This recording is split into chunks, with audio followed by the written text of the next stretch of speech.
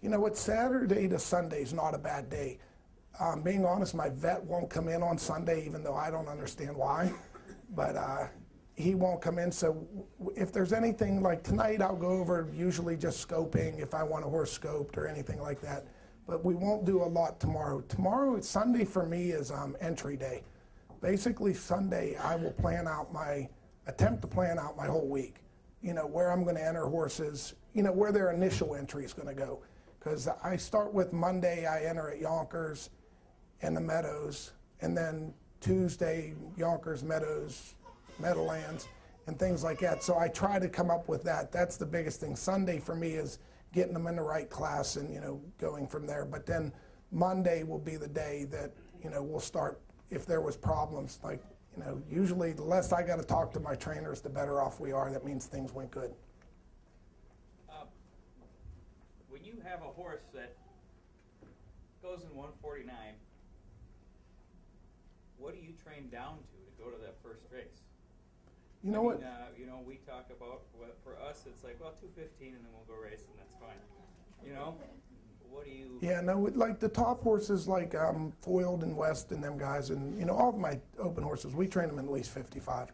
Like we'll go 55 with them before, you know, we ever even think about putting them in the qualifiers. And we'll go at least 2 qualifiers. You know, we'll go qualifier 53 and we'll come back and probably close to 50. And I know we get criticized for that too. People are like, you're wasting miles, you know. Dude, worst thing that you can do is go in 55 and then, you know, go in 48 the next start. You know, so that's the same thing. We're looking to drop a little bit every time. And, you know, it's become more and more that you don't want to waste races, the opportunity to race. The other thing is I have other horses I could race in them races for money. I don't want to go out there and just go around. So if I'm going to just go around, I'll go around the qualifiers, you know, so that's usually what we do. What do you think of the USTA system that they're going to be implementing on entries? It's going to change my life. I mean, for me, it's going to be a big deal. That's, I said, it's, you know, every day I'll still have to go over it because the horses that didn't get in the day before that I had entered, then I'll have to try to move them to another track. But still on Sunday, I can enter, and even if at nighttime, you know, the one problem for me is that I have a hard time when I get up in the morning that I spend the first hour and a half of my day calling racetracks. Well, I'd much rather spend that on the, you know, on the track. I never get to the day where I don't get up and want to go to the barn, and I love to sit behind horses. I don't like to jog that much, but I do like to train, you know, so that for me is going to be incredibly helpful. How fast do you think the horse, standard-bred breed, is capable of going? Are they going to be down to 45, or have they reached their full limit with 47 and a piece or whatever it is? Are they going to go faster? You know, the thing is, like, I don't know how we're never going to make the drops we've made, because the drops we've made recently, as much as everybody says it's equipment, it's the catch driver that's changed the sport. You know, when trainers drove, trainers took care of the horses more, and they got down to the half in a minute, and they got down to the half in 1-1. Well, if you get to the half in a minute, you're not going about 50. Well, you know, the thing with the catch drivers, they're not quite protecting the horses the way a trainer would. So you got to the half in 52. Well, it's a lot easier to go a mile in 50 when you're 52, 53 to the half. So I don't know where we're going to find the speed to get to 45. You know, you see now that 46 and 1 mile has stood a long time. And you've seen horses go 46 and piece, 47, but still those are the, you know, the exception, not the rule. I mean, the number of horses under 48 now is still a pretty select group. So I'm sure someday we'll go better in 46 and 1, but you know, the time they did it, that was in the best bike, on the best track, you know, with the guy that maybe made speed better than anybody in the world. So, and he got 46 and 1, you know, I don't see it. You know, I know people think, oh, the sport's going to just keep going, but I think we're heading to where the thoroughbreds are, where records are going to last longer, you know, and you're going to see it like top off, and we're not going to go much faster. What about a trotter going in about 49? I think that'll happen this year. I'll be surprised if a trotter doesn't break 50 this year, because I think that you're seeing it there. You know, they're racing them more aggressive. There's more better, you know, trotters. I'm surprised we haven't seen that, like. Because I know I have trotters that I feel now that like I've trained that I thought could trot as fast as my pacer. So I think that's coming quicker than a 45 mile.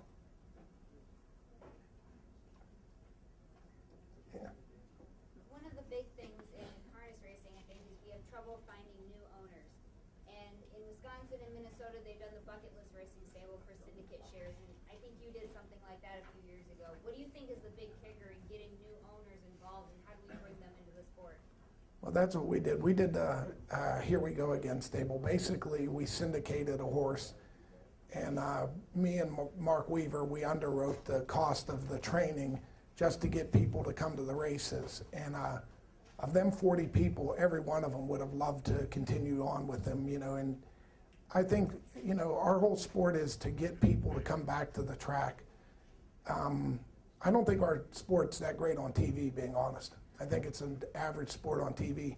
If you go to the track and you actually sit at the track, it's a wonderful sport. I love it. And that's what I think we've lost. Simulcast was a great thing for us at first because we got added dollars into our sport, you know, betting accounts, and we were able to pay higher purses. But by the same thing, then a generation of people grew up, you know, watching it on TV, and I just don't think it translates to TV. The NFL is a great sport for the TV. Harness racing is a great sport live, and you know, that's the whole thing. If we can get people to come to the track, and that's why I think, you know, I applaud what Jeff Corral's doing. You know, Jeff's getting people to come to the track. If you get them to come to the track, it's a great sport. You know, we can hold our own once we get people to see it. What do you think of, they're making two tiers of bettors. They're having people who get more inside information and, you know, the big bettors. Do you think that's a good thing? Well, I think the Twitter thing is actually starting to like make it, it's available out there. You know, there's some information for everybody. You know, the whole thing with the, you know, the, what do they call it, the conglomerates or whatever they have betting, you know. I mean, Vegas, that's basically how they've made their money. They don't treat the guy that bets $1 billion the same as the guy like me that bets $2. So, you know, maybe, you know, while it might not be popular to say, it might be what we've done wrong all along. You know, maybe we should have played to the big bettors and we should have, you know, catered to them. I mean, I've sometimes questioned that. My owners go to a racetrack, and I have owners that, you know, will bet a couple thousand into each race.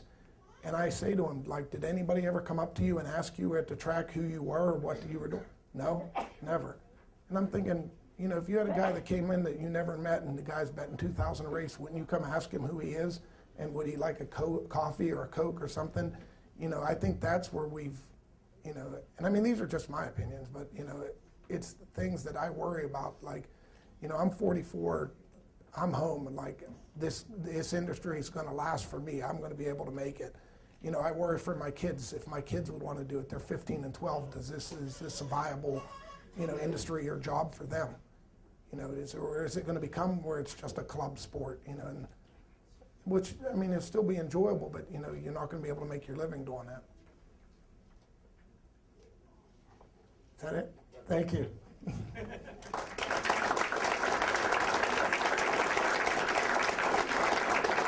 I said I have to leave this here.